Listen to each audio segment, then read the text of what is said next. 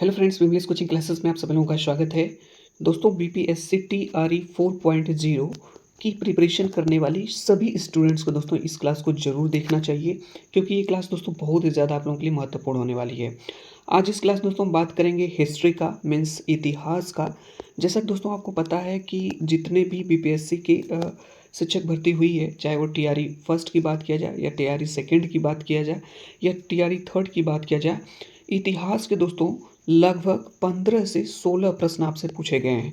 तो दोस्तों आपको ये जानना ज़रूरी है कि ये जो 15 से 16 प्रश्न आपके एग्ज़ाम में आएंगे टीआरई 4 में भी दोस्तों आपके 15 से 16 प्रश्न आएंगे। डेफिनेटली दोस्तों हिस्ट्री के पूछे जाएंगे। तो ये प्रश्न दोस्तों आपके कहाँ से पूछे जाएंगे, ठीक है। और उसी हिसाब से दोस्तों आपको सिलेबस जान करके आपको अपनी तैयारी करनी होगी।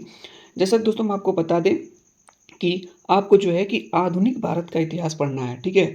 आपको मध्यकालीन भारत का इतिहास नहीं पढ़ना है, ज़्यादा फोकस नहीं करना है, प्राचीन भारत का भी इतिहास नहीं पढ़ना है। आधुनिक भारत का इतिहास दोस्तों पढ़िए, ठीक है। मॉडर्न हिस्ट्री को पढ़िए और डेफिनेटली दोस्तों यहाँ से आपके लगभग 17 मार्क्स, मतलब दोस्तों 17 नंबर के क्वेश्चन आपको यहीं से पूछे जाएंगे कि आधुनिक भारत के किस किस चैप्टर से आपके प्रश्न पूछे जाएंगे। तो सबसे पहले दोस्तों आपको चैप्टर यहाँ पे दिखाते हैं। सबसे पहला चैप्टर दोस्तों है यूरोपीय कंपनियों का आगमन, भारत में आगमन। इससे प्रश्न दोस्तों डेफिनेटली पूछा जाएगा। ईस्ट इंडिया कंपनी और बंगाल के नवाब, इसको भी पढ़ना है।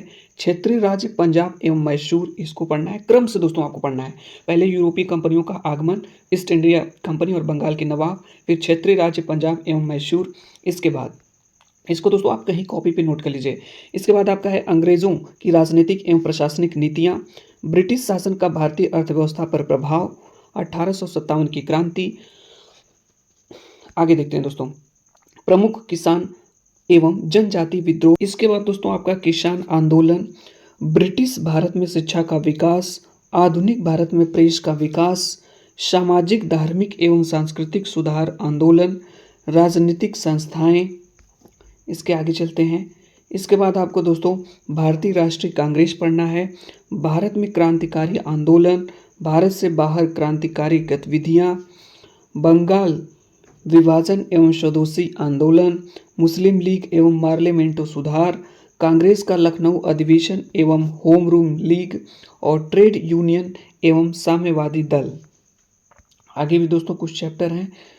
महात्मा गांधी, ये इंपॉर्टेंट है दोस्तों, महात्मा गांधी एवं उनके प्रारंभिक आंदोलन, रॉलेट एक्ट तथा जलियांवाला बाग हत्याकांड, खिलाफत एवं असहयोग आंदोलन, साइमन कमीशन। और उसके बाद दोस्तों गांधी इरविन समझौता एवं गोलमेज सम्मेलन, प्रांतीय चुनाव और मंत्रिमंडल का गठन, कांग्रेस समाजवादी पार्टी। दूसरा आपका है द्वितीय विश्व युद्ध, पाकिस्तान की मांग एवं व्यक्तिगत सत्याग्रह। और इसके बाद क्रिप्स मिशन और भारत छोड़ो आंदोलन, और आज़ाद हिंद फौज वैवल योजना तथा शाही नौसेना विद्रोह। और इसके बाद कैबिनेट मिशन, संविधान सभा तथा अंतरिम सरकार का गठन, और भारत का विभाजन एवं स्वतंत्रता, और एटलिस्ट आपको विविध पढ़ना है। तो दोस्तों ये आपका जो है सिलेबस है जो आपको मॉडर्न हिस्ट्री में पढ़ना है। दोस्तों हम आपको मॉडर्न हिस्ट्री के जितने भी चैप्टर आपको दिखाए हैं, सभी चैप्टर का दोस्तों सबसे पहले आपको एमसीक्यू दिखाएंगे कि किस तरह के प्रश्न दोस्तों आपके बीपीएससी टीआरई एग्जाम में पूछे गए थे। इसके बाद दोस्तों उस चैप्टर के कॉन्सेप्ट को देखेंगे और समझेंगे, और चैप्टर वाइज दोस्तों हम आपको कराएंगे, ठीक है। पहला प्रश्न दोस्तों आपके सामने है, ठीक है। पहला चैप्टर आपका ईस्ट इंडिया कंपनी, जिसका भारत में आगमन, ठीक है। पहला क्वेश्चन इस पे पूछा गया था कि इनमें से किसे भारत में ब्रिटिश साम्राज्य का संस्थापक माना जाता है, लॉर्ड कॉर्नवालिस को, वॉरेन हेस्टिंग्स को, लॉर्ड क्लाइव को, या सर थॉमस रो को, ठीक है। इसका सही आंसर दोस्तों हो जाएगा लॉर्ड क्लाइव को। लॉर्ड क्लाइव को दोस्तों भारत में ब्रिटिश साम्राज्य का संस्थापक माना जाता है, ठीक है। ये प्रश्न दोस्तों है। अगला प्रश्न दोस्तों है, देखिए कुछ इसी टाइप के प्रश्न दोस्तों आपके एग्जाम में पूछे जाएंगे। पूछे गए सभी प्रश्न आपके हैं। बक्सर की लड़ाई के बाद किस संधि पर हस्ताक्षर किए गए, बक्सर की लड़ाई के बाद दोस्तों किस संधि पर हस्ताक्षर किए गए, ठीक है। इसका सही आंसर दोस्तों आपका हो जाएगा इलाहाबाद संधि। इलाहाबाद संधि पर दोस्तों हस्ताक्षर किए गए। बक्सर की लड़ाई दोस्तों आपको पता है जो आपकी 1764 ईस्वी में हुई थी, ठीक है, 1764 में। और इसके एक साल जस्ट बाद इलाहाबाद संधि जो कि आपकी 1765 में हुई, इस पे दोस्तों हस्ताक्षर किया गया, ठीक है। अगला प्रश्न दोस्तों है, इसका आंसर आप बताएंगे पहले प्रश्न को देखिए दोस्तों, किस तरह से प्रश्न आपसे पूछे जाते हैं। इलाहाबाद की संधि के बाद रॉबर्ट क्लाइव ने मुर्शिदाबाद का उप दीवान किसे बनाया था? किसे बनाया था? मोहम्मद रजा खान को, सिताब राय को, या राजा दुर्लभ को, या सैयद गुलाम हुसैन को? किसको बनाया था? इसका सही आंसर हो जाएगा दोस्तों मोहम्मद रजा खान को। मोहम्मद रजा खान को। इसका सही आंसर ऑप्शन नंबर ए हो जाएगा। ठीक है, आगे चलते हैं दोस्तों। अगला प्रश्न है, यहाँ पे देखिए। ठीक है, इस तरह के प्रश्न आपके एग्जाम में दोस्तों पूछे जाएंगे। पहले प्रश्नों को देखिए किस तरह के प्रश्न पूछे जाएंगे। ठीक है, इसके बाद दोस्तों इसके कॉन्सेप्ट को हम लोग अच्छे से पढ़ेंगे चैप्टर को। सम्राट शाह आलम द्वितीय ने ईस्ट इंडिया कंपनी को बंगाल, बिहार तथा उड़ीसा की दीवानी प्रदान की। तो दोस्तों 12 अगस्त 1765 को। ठीक है, ये 12 अगस्त 1765 को ये प्रश्न दोस्तों सभी पूछे गए हैं। और इससे क्या पता होगा कि आपको ये पता होगा कि क्वेश्चन का पैटर्न क्या है, किस तरह के प्रश्न आपके एग्जाम में पूछे जाते हैं। यहाँ पे देखिए दोस्तों, द्वैध शासन का जनक किसे माना जाता है? लॉर्ड क्लाइव को, हेक्टर मुनरो को, लॉर्ड मैकाले को, या सर लियोनील कर्टिस को? तो दोस्तों इसका सही आंसर आपका हो जाएगा सर लियोनील कर्टिस को दोस्तों द्वैध शासन का जनक माना जाता है। ठीक है, ऑप्शन नंबर डी हो जाएगा।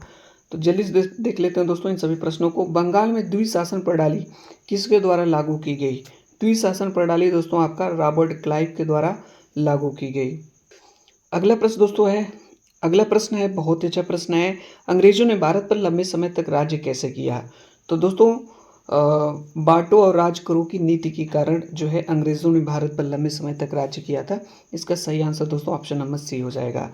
देखिए दोस्तों सभी प्रश्न इंपॉर्टेंट है। इस प्रश्न को देखिए दोस्तों, ये पूछा गया है एग्जाम में, बीपीएससी टीचर एग्जाम 15/12/2023 को जो परीक्षा हुई थी। ठीक है,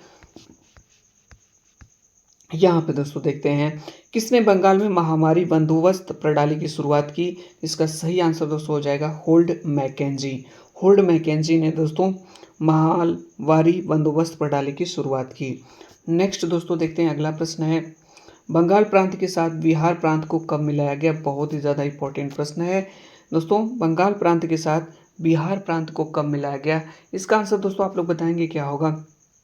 ठीक है, ये तो बहुत ही आसान है, 1733 ईस्वी में। आगे चलते हैं दोस्तों, अगला प्रश्न है। ठीक है, यहाँ पे देखते हैं। अब दोस्तों हम लोग ये देखेंगे, हमने आपको कहा ना कि आधुनिक भारत का इतिहास दोस्तों आपको पढ़ना है। पहला चैप्टर आपका है यहाँ पे यूरोपीय कंपनियों का भारत में आगमन। इस चैप्टर को पहला चैप्टर को अच्छे से पढ़ना है। इसके बाद दोस्तों चैप्टर वाइज आपको पढ़ते जाना है और इस पर आधारित एमसीक्यू को भी लगाना है। ठीक है, पहले दोस्तों आपको पढ़ने का क्या पैटर्न है, पहले एमसीक्यू को देखिए उस चैप्टर के, और उसके बाद जो है उस चैप्टर को अच्छे से पढ़िए, फिर उसके बाद एमसीक्यू लगाइए। ये इसका सबसे अच्छा तरीका है। यहाँ पे देखिए दोस्तों वन लाइनर क्वेश्चन है जो मैं आपको यहाँ पे तैयार कराने की कोशिश करूँगा। ठीक है, इसको पढ़िए और अभी तैयार करते चलिए हमारे साथ। व्यापार हेतु समुद्री मार्ग से भारत आने वाला प्रथम यूरोपीय कौन था? ठीक है, जैसा कि दोस्तों आपको पता है कि यूरोप से भारत आने वाला प्रथम यूरोपीय कौन था दोस्तों? तो प्रथम यूरोपीय आपका जो है पुर्तगाली था। ठीक है, पुर्तगाली, याद रखिएगा। अगला वन लाइनर क्वेश्चन दोस्तों कि यूरोप से भारत, यहाँ पे देखिएगा, यूरोप से भारत आने के लिए समुद्री मार्ग की खोज किसके द्वारा की गई?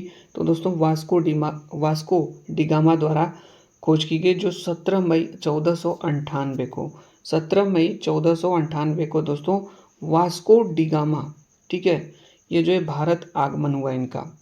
आगे देखते हैं दोस्तों कि जब वास्को डिगामा दोस्तों जब भारत पहुँचे तो यहाँ पे वहाँ के स्थानीय शासक आपके जमोरियन थे। ठीक है, यहाँ पे देखिए प्रश्न पूछा है कि कालीकट बंदरगाह के तट पर किसने वास्को डिगामा का स्वागत किया? तो जमोरियन जो कि स्थानीय शासक है। इसको दोस्तों हम रिलेट करके बता रहे हैं, जैसे यूरोप है, यूरोप से यहाँ से दोस्तों आपका जो है वास्को डिगामा चला, उसके बाद यहाँ पे भारत आया, भारत। ठीक है, भारत में एक जगह दोस्तों केरल में पड़ती है आपकी, ठीक है, कालीकट बंदरगाह, यहीं पे आए और यहीं पे जमोरियन स्थानीय शासक ने इनका क्या किया? वेलकम किया, स्वागत किया। किसका? वास्को डिगामा का। नेक्स्ट दोस्तों प्रश्न देखते हैं इस पे। पुर्तगालियों ने भारत में सर्वप्रथम अपनी व्यापारिक कोठी फैक्ट्री कहाँ पे स्थापित की? तो दोस्तों अपनी व्यापारिक कोठी फैक्ट्री इन्होंने कोच्चि में स्थापित की थी। बहुत ही ज़्यादा इंपॉर्टेंट है। पुर्तगाली उपनिवेश का प्रथम वायसराय भारत में कौन नियुक्त हुआ? तो दोस्तों फ्रांसिस्को द अल्मीडा, जो 1505 ईस्वी में 1498 ईस्वी में 1498 ईस्वी में दोस्तों सबसे पहले वास्को डिगामा का भारत में आगमन हुआ। ठीक है। और 1505 ईस्वी में फ्रांसीसी द अल्मीडा को भारत का प्रथम वायसराय नियुक्त किया गया। नेक्स्ट देखते हैं दोस्तों, ये बहुत ही ज़्यादा इंपॉर्टेंट है कि भारत में तंबाकू और प्रिंटिंग प्रेस को प्रारंभ करने का श्रेय पुर्तगालियों को दिया गया। किसका? तंबाकू और प्रिंटिंग प्रेस का प्रारंभ करने का श्रेय पुर्तगालियों को दिया गया। और भारत में प्रिंटिंग प्रेस की स्थापना 1556 ईस्वी में गोवा में की गई थी। याद रखिएगा, प्रिंटिंग प्रेस की स्थापना 1556 ईस्वी में गोवा में की गई थी। अगला है दोस्तों क्वेश्चन कि भारत में पुर्तगाली शक्ति का वास्तविक संस्थापक किसे माना जाता है? तो अल्बुकर्क को पुर्तगाली शक्ति का वास्तविक संस्थापक माना जाता है। डच भारत में मुख्यतः किस वस्तु का व्यापार करते थे? तो सूती वस्त्र का। याद रखिएगा, सूती वस्त्र का। ठीक है। यहाँ पे देखते हैं दोस्तों विभिन्न देशों के खोजकर्ता। वास्को डिगामा दोस्तों भारत, कोलंबस अमेरिका, और कैप्टन जेम्स कुक ऑस्ट्रेलिया, और तस्मान से तस्मानिया न्यूजीलैंड, और Bartholomew Dias Cape of Good Hope जो दक्षिण अफ्रीका। ठीक है, ये देश है खोजकर्ता है, इसको भी याद रखना आपको। ठीक है। यहाँ पे देखिए दोस्तों है हिंद महासागर में व्यापार को नियंत्रित करने के लिए शांत या नीली जल की नीति ब्लू वाटर पॉलिसी किसने दी? पूछा जाता है, कई बार इंग्लिश में ही प्रश्न पूछ दिया जाता है कि ब्लू वाटर पॉलिसी किसने दी? तो फ्रांसिस्को द अल्मीडा ने दिया। और किस वायसराय के काल में गोवा को पुर्तगालियों का औपचारिक मुख्यालय बनाया गया? तो नीनो डी कुन्ना, याद रखिएगा वायसराय। अगला प्रश्न दोस्तों है कि पुर्तगालियों ने हिंद महासागर क्षेत्र में व्यापार एवं पर नियंत्रण स्थापित करने के लिए कॉर्टेस आर्मेडा काफिला पद्धति प्रारंभ की थी। हिंद महासागर में दोस्तों व्यापार पर नियंत्रण स्थापित करने के लिए कॉर्टेस आर्मेडा काफिला पद्धति प्रारंभ की थी। और अगला स्टेटमेंट है कि पुर्तगालियों के पश्चात भारत में व्यापार करने आए डच कहाँ के निवासी थे? तो हॉलैंड के। वर्तमान में दोस्तों यह नीदरलैंड में है। तो दोस्तों ये ईस्ट इंडिया कंपनी का भारत में आगमन, यहाँ से हमने कुछ वन लाइनर क्वेश्चन कराया जो बहुत ही ज़्यादा इंपॉर्टेंट है। इसके बाद की क्लास में दोस्तों हम आपको ऑन बेसिस पूरा कंप्लीट करा देंगे।